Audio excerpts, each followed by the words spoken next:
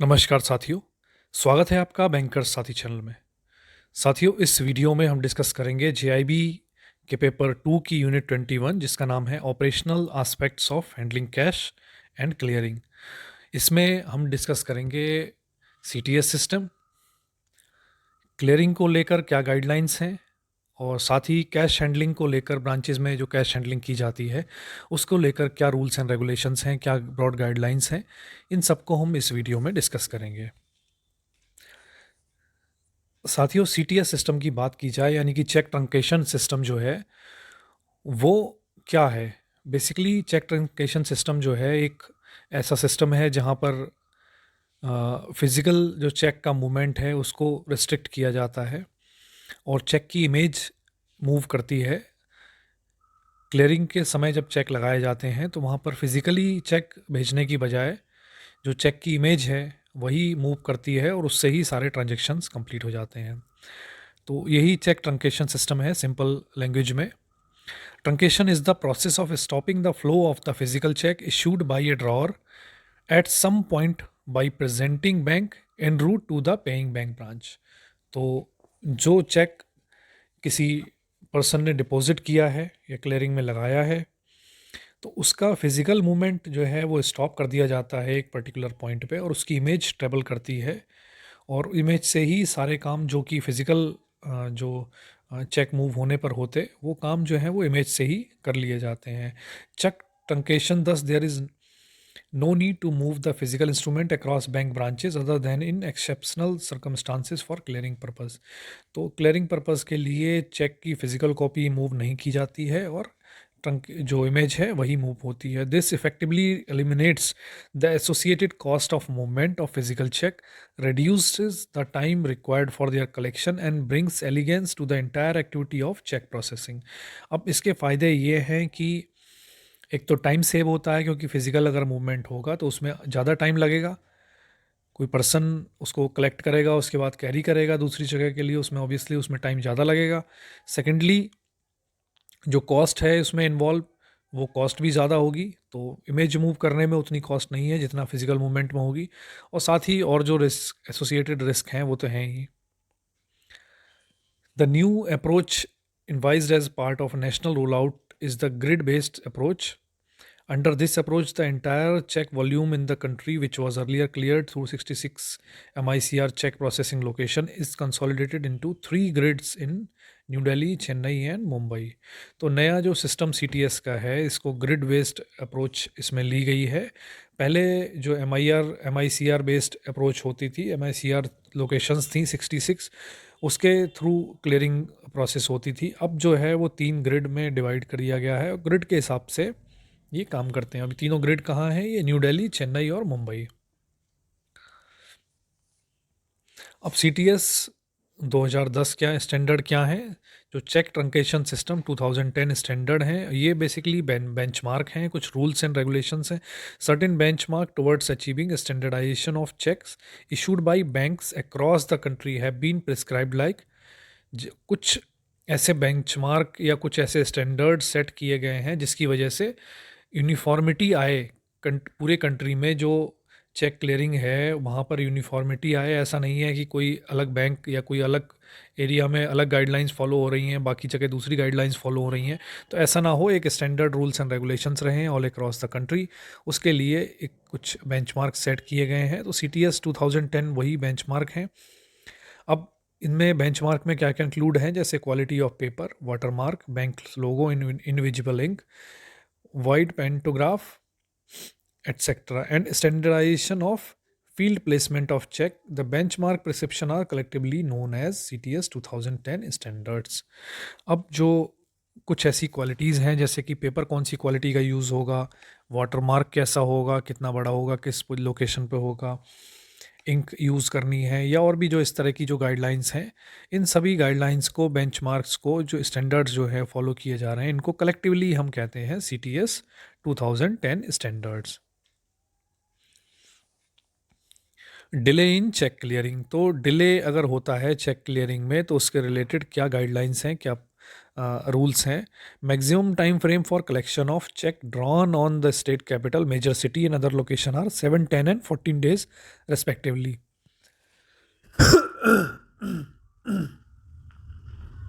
तो कोई भी चेक अगर कलेक्शन में लगाया जाता है तो वो डिपेंड करता है, अगर स्टेट कैपिटल में है तो 7 दिन है, मेजर सिटी में अगर है तो 10 दिन है, और अदर लोकेशन पे है तो 14 days जो है वो मैक्सिमम टाइम फ्रेम है, इतने समय में वो हो जाना चाहिए। और ये जो है ये मैक्सिमम टाइम फ्रेम है, कम से कम जो है वो कम, नॉर्मली जो कोशिश रहती है वो कम से कम समय में करने की होती है। If there is any delay in collection beyond this period, the customer is entitled to receive compensation at the rate specified in check collection policy of the concerned bank. In case the rate is not specified in CCP, interest rate on fixed deposit for the corresponding maturity to be paid. Banks check collection policy also indicate the limit up to which the outstation check are given immediate instant credit. तो अगर जो time frame दिया गया है 7 दिन, 10 दिन और 14 दिन चेक क्लियरिंग का रिस्पेक्टिव लोकेशंस पे, अगर वहाँ उतने समय में अगर चेक क्लियरिंग नहीं हो पाती है, जो प्रोसीजर है वो कंप्लीट नहीं होता है, उस केस में जो कस्टमर है वो इस बात का उसको अधिकार मिलता है कि उसको कंपनसेशन दिया जाए बैंक के द्वारा। अब बैंक के द्वारा कंपनसेशन किस हिसाब से दिया जाएगा, तो या तो ये मेंशन होगा उनकी जो चेक कलेक्शन पॉलिसी है, पर्टिकुलर बैंक जो है उसकी चेक कलेक्शन पॉलिसी में क्या मेंशन है उस तरह से कस्टमर्स को कंपनसेशन दिया जाएगा। और अगर चेक कलेक्शन पॉलिसी में ऐसा कोई मेंशन नहीं है कि किस तरह से कंपनसेशन देना है, तो उस केस में जो फिक्स डिपॉजिट के रेट हैं उसके हिसाब से उनको इंटरेस्ट रेट उसको देना है। और bank collection policy also indicate the limit up to which outstation cheque are given immediate और इंस्टेंट क्रेडिट। तो बैंक चेक कलेक्शन पॉलिसी है उसमें ये भी मेंशन होता है कि कितनी लिमिट तक के जो चेक हैं उनमें इंस्टेंट क्रेडिट या इमीडिएट क्रेडिट दिया जा सकता है, आउट स्टेशन चेक्स जो है। Cheques instruments lost in transit, तो कोई चेक या फिर इंस्ट्रूमेंट कोई है वो ट्रांजिट में अगर लॉस हो जाता है, खो जाता है, तो उस केस में क्या गाइडलाइंस हैं। अगर कोई cheque, if cheque are lost in transit और in delay in clearing process or at the paying branch, bank's branch under physical instrument delivery clearing, the bank should immediately bring the same to the notice of the presenting customer beneficiary, notice of that the customer can inform, so that the customer can inform the drawer to record stop payment, and can also take care that other checks issued anticipating the non credit arising out of the lost check are not dishonored due to non credit of the amount of the lost check instruments। तो अगर मान लीजिए किसी person ने कोई cheque clearing में लगाया, collection में लगाया है, और वो चेक जो है किसी वजह से बैंक के एंड से अगर वो लॉस हो जाता है किसी बीच में, तो उस केस में क्या होगा, उस केस में जो लायबिलिटी होगी वो बैंक की होगी, और बैंक की ये ड्यूटी है कि वो इमीडिएटली इन्फॉर्म करे जो बेनिफिशियरी का बैंक है, अगर वो उसके एंड से होता है तो वो डायरेक्टली जो है वो बेनिफिशियरी को, अपने कस्टमर को इन्फॉर्म करेगा कि ऐसे ऐसे आपने जो चेक लगाया था वो खो गया है या मिसिंग है। तो उसको जब इन्फॉर्म करेगा फिर वो बेनिफिशियरी जो है वो किसे इन्फॉर्म करेगा, ड्रॉर को इन्फॉर्म करेगा, ताकि उस चेक का पेमेंट जो है वो स्टॉप किया जा सके।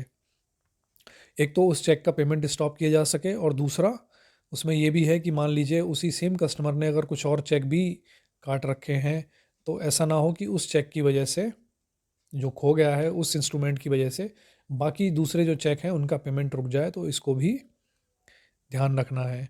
तो इसीलिए ये काफ़ी इम्पोर्टेंट है कि अगर पहली बात तो ऐसा हो ना, कि चांसेस काफ़ी कम रहते हैं कि वो इस चेक वगैरह जो है वो क्लियरिंग में लॉस हो जाए, लेकिन अगर कभी हो ऐसा होता है कोई इंस्ट्रूमेंट, कोई चेक अगर लॉस हो जाता है, खो जाता है, मिसिंग होता है, तो फिर बैंक की ड्यूटी है वो डायरेक्टली इन्फॉर्म करे बेनिफिशियरी को, बेनिफिशियरी फिर फर्दर इसको इन्फॉर्म करता है ड्रॉर को, ताकि अप्रोप्रिएट एक्शन लिया जा सके। The owners of such loss lies with the collecting banker, तो ऐसा अगर कोई चेक वगैरह लॉस होता है तो उसका जो ओनर्स है, उसकी जो रिस्पॉन्सिबिलिटी वो जो है वो कलेक्टिंग बैंकर पे होती है। The customer is entitled to be reimbursed by bank for related expenses for obtaining duplicate instrument and also interest for reasonable delay in obtaining the same. तो अगर जो कस्टमर जो है उसका अगर चेक लॉस हो जाता है तो इस केस में उसको कंपनसेशन मिलना चाहिए।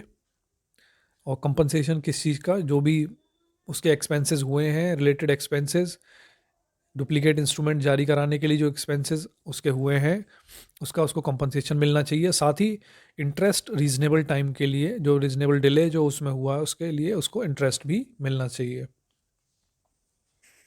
अब बात करते हैं साथियों कैश की, कैश एंड इट्स कस्टडी। तो कैश हैंडलिंग ब्रांच में कैसे की जानी चाहिए, उसकी क्या रूल्स एंड रेगुलेशंस हैं, गाइडलाइंस हैं, वो हम यहाँ देखेंगे। द कैश जनरल गाइडलाइंस क्या हैं? The cash and small coin balance must be kept in strong room है साथियों, ये strong room in the joint custody of head cashier and authorise supervising official. तो जो भी कैश है या कॉइन्स हैं,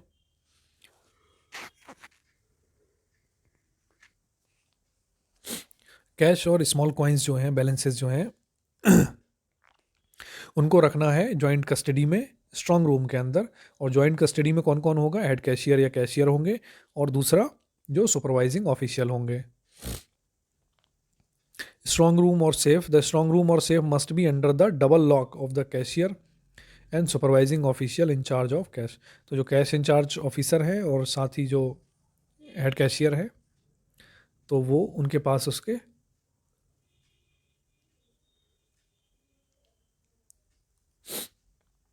द स्ट्रॉन्ग रूम और the safe must be under the double lock of the cashier and supervising official in charge of the cash. तो दोनों जो कैशियर हैं और जो official in charge of cash हैं, उनके पास उसकी कीज़ होंगी, डबल लॉक होगा। Cash balance in of the bank, the bulk of the cash balance should always be in the strong room safe under the joint custody, while the remainder, the cashier hand balance, which will be kept as low as conveniently possible, will be left with the head cashier during the day of the day's transaction। तो जो cash balance है, जो उसका जो majority part है, वो double lock में ही होना चाहिए।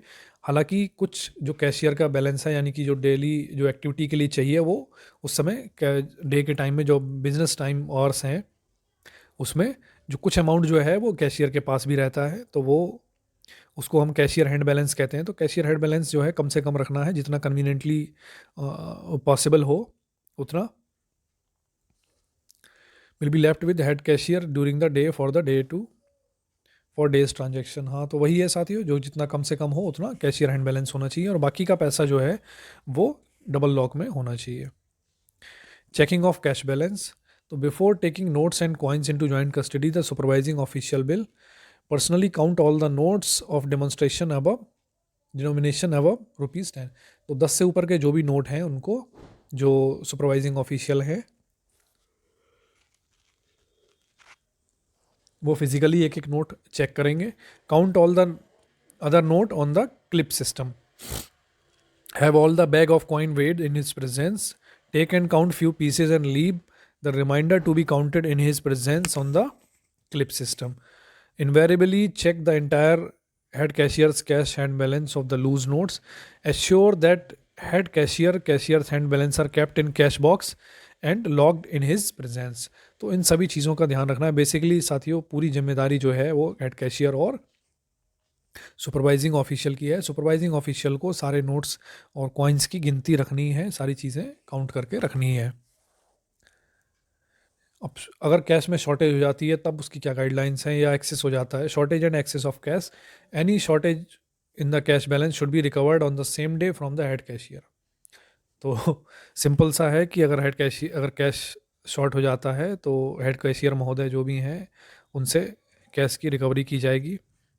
Fehling recovery on the same day, the amount of shortage should be debited to suspense account, taking the signature of the member responsible under the report to the head office. तो अगर mostly तो जो जो है thumb rule यही है कि same day ही उसको कैश को पूरा करना है, रिकवरी करनी है। अगर बाई चांस अगर किसी वजह से अगर वो नहीं हो पाता है, failing recovery on the same day, the amount shortage should be debited to suspense account. तो सस्पेंस अकाउंट से डेबिट करना है जितना अमाउंट शॉर्ट है, taking the signature of the member responsible. तो जो मेंबर रिस्पॉन्सिबल हैं उनके साइन लेके और report to the head office. Head cashier is responsible for any shortage either in hand और वॉल्ट बैलेंस। तो हेड कैशियर या कैशियर जो भी हैं वही रिस्पॉन्सिबल होंगे जो भी शॉर्टेज होती है कैश में। Cashiers signed the denomination slip will be responsible for any shortage in books of notes. तो वही है, कैशियर की रिस्पॉन्सिबिलिटी है डिनोमिनेशन स्लिप पे जिसने साइन किए हैं, कोई भी अगर शॉर्टेज होती है बुक्स ऑफ नोट्स में, any excess in cash balance must be credited to sundry creditor account. तो कोई भी जो एक्सेस कैश अगर होता है तो सन्ड्री अकाउंट में क्रेडिट कर दिया जाता है सेम डे। अब रेमिटेंस ऑफ कैश की क्या गाइडलाइंस हैं? जब करेंसी नोट जो हैं वो एक ऑफिस से दूसरे ऑफिस जाते हैं तो उसको रेमिटेंस कहते हैं। रेमिटेंस ऑफ कैश कहते हैं। For following instruction must be strictly complied with. तो इस तरह का रेमिटेंस जब होता है कैश का तो उसमें क्या क्या गाइडलाइंस फॉलो करनी है? तो remittance of cash should not be allowed to be carried without an arm guard. तो आर्म गार्ड के बिना रेमिटेंस नहीं करना है। Always interested to an authorised employ with experience subordinate staff and arm guard. तो जो है ऑथराइज्ड एम्प्लॉई जाना चाहिए और साथ में आर्म गार्ड और जो एक्सपीरियंस सब स्टाफ हैं वो होने चाहिए। Night journeys and unusual halt at junction should be avoided. तो रात की जर्नी या फिर जगह जगह रोकना, यूजुअल हॉल्ट्स मतलब जहाँ ज़रूरत ना हो, जहाँ पे कोई मतलब नहीं बनता, ऐसी जगह पे जो वाहन है जिस रुकने का कोई मतलब नहीं है, रुकना नहीं चाहिए। Remittances box should always be conveyed in the van provided. जो वैन दी गई है उसी के थ्रू रेमिटेंसेस होने चाहिए। The box should be securely clean chained and locked. A register should be maintain to record all cash transactions remittances. तो जो बॉक्स है उसको चेन में बंधा होना चाहिए, साथ ही लॉक किया हुआ होना चाहिए, ताला लगा होना चाहिए, और एक रजिस्टर साथ में लेके चलना है जिसमें सारे के सारे कैश ट्रांजेक्शन जो हैं, कैश रेमिटेंसेस जो हैं वो उसमें रिकॉर्ड किए जाएंगे। इंश्योरेंस होता है। All cash remittances in transit are covered under the blanket insurance policy obtained by the bank. Custody of keys, particular of all important keys including those of the head cashier must be entered in key register. The register should show what originals and duplicate exist and where they are to be found, and must be initiated by every incoming manager. तो custody of की के लिए काफ़ी important है। एक cash जो register रहता है, की रजिस्टर एक मेंटेन किया जाएगा और उसमें मेंशन होगा कौन कौन सी कीज़ हैं और किस किस के पास हैं। तो जो भी अगर जो या ओरिजिनल किसके पास हैं, डुप्लीकेट कीज़ कहाँ हैं, तो ऐसे ही कोई जब नया मैनेजर आएगा तो वो उसको चेक करेगा। Security measures, the security measures are advised by the head office in respect of security guard deployed and use of alarm system etc. तो सिक्योरिटी मेजर जो भी बैंक की गाइडलाइंस हेड ऑफिस से जो भी आती रहे उनको फॉलो करना है। अब क्लियरिंग ऑपरेशंस जो हैं, चेक क्लियरिंग की बात हो रही है यहाँ पे। Prerequisite for sending cheques for clearing, all the instruments presented through the clearing should bear the clearing stamp with bank and branch and date. तो कुछ जो इम्पोर्टेंट गाइडलाइंस हैं, कुछ इंपॉर्टेंट जो पॉइंट्स हैं जिनको फॉलो करना है चेक क्लियरिंग पे भेजने के समय, जब बैंक भेजेंगे क्लियरिंग में। क्लियरिंग स्टैंप लगी होनी चाहिए बैंक की, ब्रांच की, और डेट होनी चाहिए, ब्रांच और date. Bank crossing stamp with MICR code. Verify the name of the payee and on pay in slip which should be one and the same. तो जो पेई का नाम है वो और पे इन स्लिप जो लगी है उस पर जो पेई का नाम है वो सेम होना चाहिए, उसको वेरीफाई करना है। Verify the amount on the cheque and on pay in slip which should be same. तो सेम हो उस पर भी, स्लिप पर जितना अमाउंट लिखा है और जो चेक पर अमाउंट है। Cheque with account paying crossing must be collected to the payee's account only. जो cheque payee account payee crossing है तो जो पेई है उनके अकाउंट में ही करना है। Send the unpaid return cheque through the branch courier to reach the clearing branch before stipulated time. तो जो भी अनपेड चेक होंगे, किसी वजह से अगर वो पेमेंट उनका नहीं हो पाता है तो ऐसे चेक को समय से रिटर्न कर दिया जाए ताकि वो स्टिपुलेटेड टाइम में ब्रांच तक पहुंच सकें।